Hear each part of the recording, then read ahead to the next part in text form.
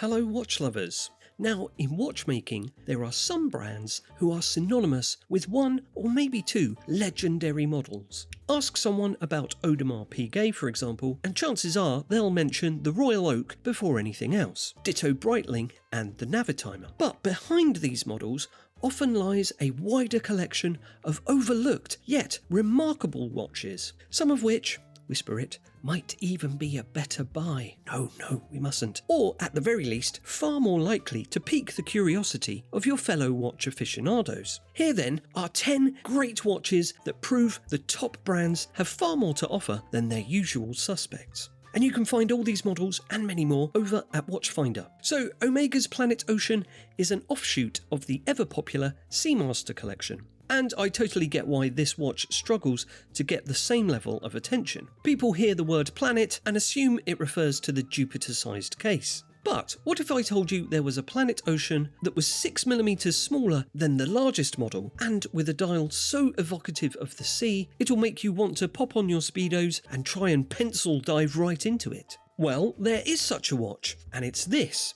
39.5mm stainless steel summer blue version, and it might be one of the best looking Omegas of the decade so far. Released in 2023 to commemorate 75 years of the Seamaster, this substantial yet compact watch has a stunning vertically brushed ceramic dial that's PVD treated and varnished with a rich blue gradient, while the hour markers are filled with an unusual light blue superluminova, which adds the perfect contrast. A ceramic bezel, helium escape valve, and a huge 600-meter water resistance boost its strong dive watch specs. And if you still don't get the message, Omega has decorated the caseback with an image of Poseidon, the Greek deity of the sea, riding 2 seahorses, just like an ancient Greek god of the sea version of Frankie Dettori, but with a billowing beard. Beneath this powerful portrait is Omega's coaxial master chronometer caliber 8800, an automatic movement with a power reserve of 55 hours. This watch can be found pre-owned for around £5,000. Rolex's Cellini collection was discontinued in 2023 and replaced by the equally dressy 1908, and it may never return. But that's okay, because thanks to its decades-long existence, there's a wealth of Cellini models to choose from if you want to look beyond the Rolex models that all your mates wear. These discontinued models in gold or platinum offer good value for money and even include complications that you wouldn't expect to find in a Rolex dress watch. Take this 39mm Cellini dual time in rose gold. It features a second time zone via the large subdial at 6 o'clock, which also subtly incorporates a day-night indicator. You could think of it as a black tie GMT master, perfect for the impeccably dressed jet setter who won't be swapping their suit for swimwear. And the closer you look at this watch, the more interesting it gets. Its silvery white dial with a guilloche sunray pattern is echoed within the subdial. And there's also a double layer bezel, one coin-edged and one domed, to ensure the light is caught from all angles. I'm also impressed that a dress watch has a screw-down crown with 50 meters water resistance. Still, not enough to swap your suit for swimwear perhaps, but peace of mind if you get caught in a downpour on the way back to your hotel and fall over and get your wrist wet in a puddle. Inside is the cost-rated automatic caliber 3180 with a 48-hour power reserve, and you can pick this one up for around £14,000 pre-owned. Breguet's Classique and Tradition collections are where you'll find the models that are closest in spirit to the pocket watches made by Abraham Louis Breguet himself. And boy, did old Abe, or Bregsy as I call him, love an off-centre dial like this one. This white gold Tradition reference 7057 places the standard time display disc up top, and this is made from silvered gold and features a guilloche pattern that's been hand engraved on a rose engine. The Roman numerals and blue-steeled Breguet hollow apple hands are another nod to the Breguets of yesteryear, as is the coin-edge caseband. Then there's a power reserve to the left of the dial at 11 o'clock. Meanwhile, the rest of the watch face showcases the impeccably finished, skeletonized, manually wound caliber 507 DR1 movement, with features like the gear train and escapement visible on the dial side. And I really like the choice to go with a micro-blasted matte finish, as it contrasts nicely with the blued steel screws. Turn it over to the open caseback, and you might think, hey, where are all the swirly engravings at? But this too keeps things deceptively simple, with details like a frost-like finished mainplate, blued screws, mirrored beveling, and an engraved Breguet signature, most of which is done by hand. This reference 7057 comes in a 40mm case, but if you wanted something a little smaller, check out its similar predecessor, the 7027, which comes in 37mm. A high-end gold watch from one of the most respected watchmakers, made with traditional techniques that were probably used by Breguet himself, all for around £17,000 pre-owned. Sounds pretty good to me.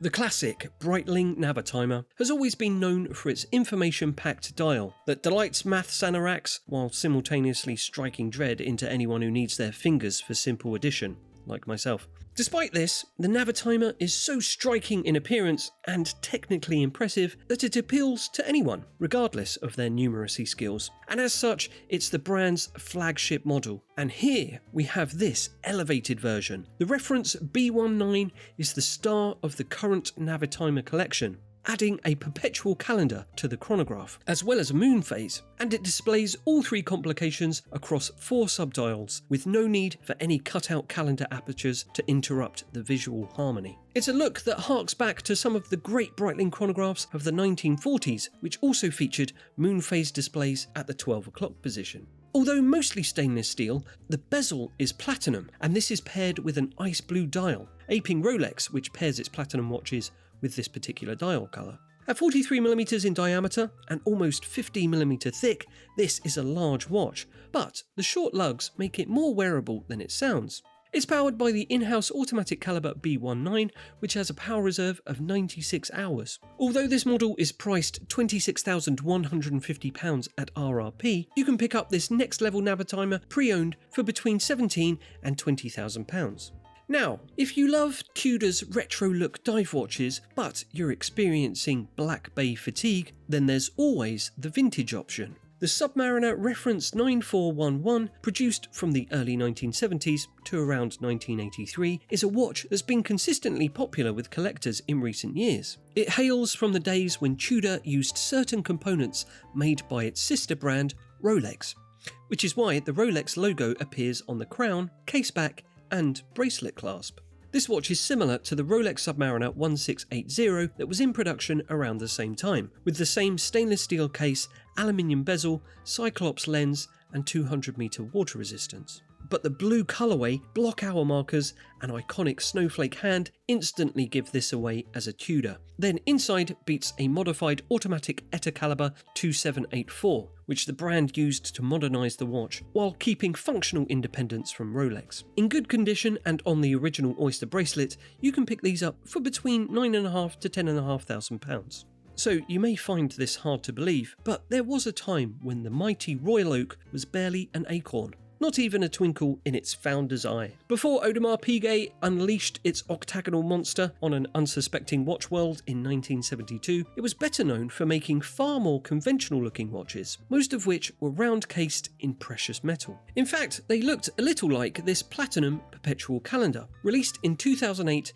to celebrate the 30th anniversary of the reference 5548, a milestone watch equipped with what was then the world's thinnest self-winding perpetual calendar movement. Limited to 90 pieces, this is a rare and exceptional AP that serves as a reminder of why the brand is one of the so-called Holy Trinity, along with Patek Philippe and Vacheron Constantin.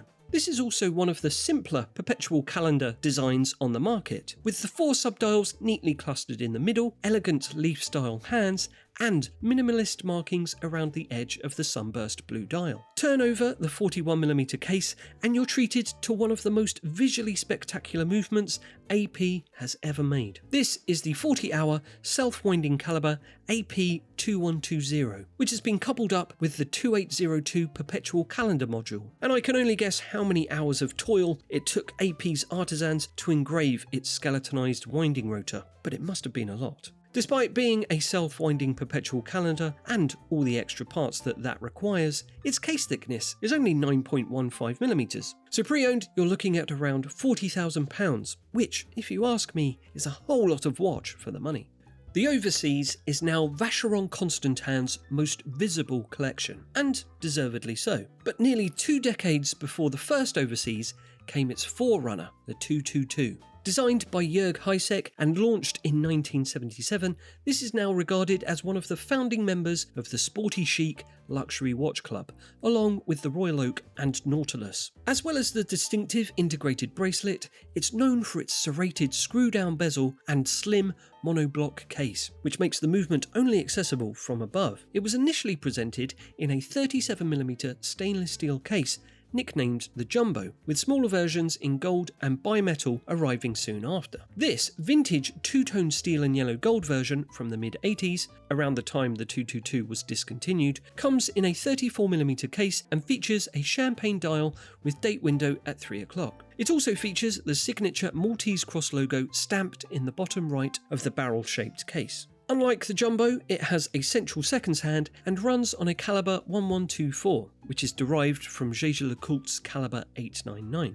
Vacheron Constantin re-released the 222 for its 222nd anniversary in 2022 at 22 minutes past 2 on a Tuesday, and it was made part of the brand's Historiques collection. But if you want a vintage version like this one, it'll cost around £24,000 on the pre-owned market. Elegant and dressy, yet very different to the better-known Calatrava, the Ellipse is now considered a great entry point to pre-owned Patek Philippe. But there was a time when the Ellipse was the Patek everyone wanted, regardless of what budget they had. In the 1970s, such was this watch's popularity that at one point there were 65 different versions, as well as a staggering range of Ellipse-shaped accessories. You could buy Ellipse cufflinks, keychains, pendants, and if you smoked, as everyone did in the 70s, even small children, you could light up your cigarette with an Ellipse briquet. Despite the Ellipse eventually being usurped by other Patek models, it's always been part of the collection, and vintage models have enjoyed a recent resurgence. And what's not to love? The Ellipse is a shape that's neither rectangle nor oval, but somewhere in between, and it always comes in precious metal. The dial is clean and minimal, with Chauveau-style hands and applied markers. Modern Ellipses are equipped with automatic movements, but vintage models like this one are manually wound, specifically here the caliber 23300. This first generation version, the reference 3546J, comes with a blue dial set within a 27mm by 32mm yellow gold case. It's also notable for having lugs, which were removed in later models. This one is available pre-owned for around £10,500. Name any high-end watch complication, and it can probably be found in Jaeger-LeCoult's Master collection. While the same could be said for the brand's Reverso, some people prefer the more classic silhouette of the Master family, whose watches are sometimes overlooked as they seem so understated. But they're actually packed with useful day-to-day complications, and not just the ones for showing to your friends down the pub when the conversation's dried up. So this discontinued stainless steel master control Geographic is a world timer that's really simple to use. It features a second time zone at 6 o'clock, which corresponds to the reference city in the aperture beneath it. The city is selected by turning the crown at 10 o'clock in either direction, and it even takes into account locations with daylight savings hours. There's also a fan form power reserve display between 8 and 12 o'clock, a day-night indicator, and a subdial for the date between 1 and 3 o'clock. Meanwhile, the water resistance is 50 metres. This watch is powered by the brand's automatic caliber 939, which is visible through the caseback. It's decorated with perlage, Côte de Genève striping, and features a skeletonized gold winding rotor and has a power reserve of 70 hours. You can pick this one up pre-owned for around £8,500. The geometric case of Bvlgari's Octo Finissimo watches have been a constant presence in recent years, and not just for their distinctive looks. The collection seems to hold more world records in ultra-thin watchmaking than Usain Bolt's won gold medals, and with complications that cover everything from minute repeaters to perpetual calendars. This stainless steel Octo Solotempo may only feature a simple date complication, but is clearly from the same family, thanks to that multifaceted 8-sided case and dial layout, which features applied batten indices and the elongated Arabic numerals at 12 and 6 o'clock. At 38mm, it's sporty yet compact, and while it comes with a leather strap, I could see this pairing well with a black rubber strap for some aquanauty vibes. On the reverse, there's an exhibition caseback showing off Bvlgari's in-house automatic caliber BVL-191, decorated with perlage and Côte de Genève striping. The power reserve is 42 hours and the water resistance is 50 meters. You can find this iconic modern Octo design with its Gerald Genta-Inspired case for around £3,500 pre-owned. So there you go, that wraps up our roundup of 10 overlooked but awesome watches. And if you want to check out more amazing watches, then why not head over to watchfinder.com and find your next pre-owned luxury watch. Or stick around and watch this video on the best entry-level luxury watches. Check it out and I'll catch you next time. Goodbye.